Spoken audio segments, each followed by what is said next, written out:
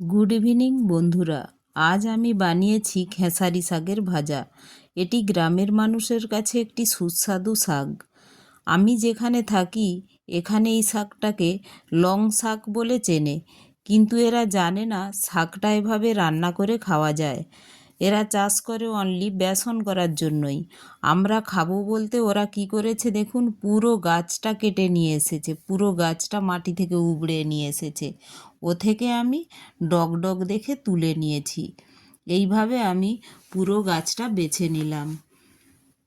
আর ওটা ভাজার জন্য নিয়েছি সিমটা আমি ধুয়ে নিয়েছি, ধুয়ে ওটাকে কেটে নিয়েছি টুকরো টুকরো করে।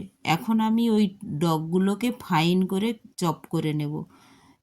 দেখুন আমার কাটা হয়ে গেছে ফাইন করে। আর সিমটাও টুকরো টুকরো করে কেটে নিয়েছি। আর নিয়েছি স্প্রিং অনিয়ন, ওটাও আমি কেটে নিয়েছি। আর ফোড়নের জন্য নিয়েছি জিরে, লঙ্কা আর কোচানো পেঁয়াজ। এখন আমি গ্যাসের ওভেনে কড়াই বসিয়ে দেব আর গরম হলে তেল দিয়ে দেব। এখানে পেঁয়াজকলি পাওয়া যায় না, তাই আমি পেঁয়াজকলির পরিবর্তে নিয়েছি পেঁয়াজ গাছ। এখন ওই তেলের মধ্যে আমি ফোড়ন দিয়ে দিলাম জিরে, লঙ্কা আর কুচানো পেঁয়াজ দিয়ে আমি নাড়লাম। ওর মধ্যে দিয়ে দেব আমার কুচানো শিমগুলো দিয়ে ওর মধ্যে দিয়ে দিলাম একটু লবণ আর হলুদ দিয়ে ওটা নেড়ে আমি ওর মধ্যে দিয়ে দেব ওই আমার খেসারি শাক, যেটা ফাইন টুকরো করে কেটে নিয়েছি।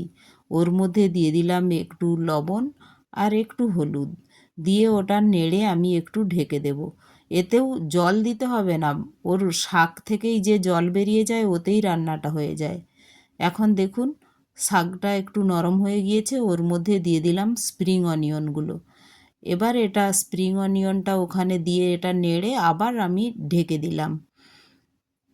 বেশিক্ষণ লাগে না, পুরো রান্নাটা হতে 5 মিনিটেই আপনার পুরো রান্নাটা কমপ্লিট হয়ে যায়। কত কম সময়ে হয় আপনারা তো অবশ্যই জানেন, রান্না করেছেন এই শাক। গ্রামে যারা থাকে এটা খুব ফেভারিট, প্রায় প্রত্যেক বাড়িতেই এই শীতকালে এই শাক বানানো হয়। তো এটা আমার খুব ভালো লাগে, মা এভাবে বানায়। দেখুন এটা কুক হয়ে গিয়েছে। আমি আর একটু ঢেকে দিলাম, 2-3 মিনিটের জন্য ঢেকে দিলাম। ঢেকে এটা কুক হতে দিলাম যাতে ময়েশ্চারটা ভালোভাবে হয়ে যায় আর ওতে নরমও হয়ে যায় শাকটা।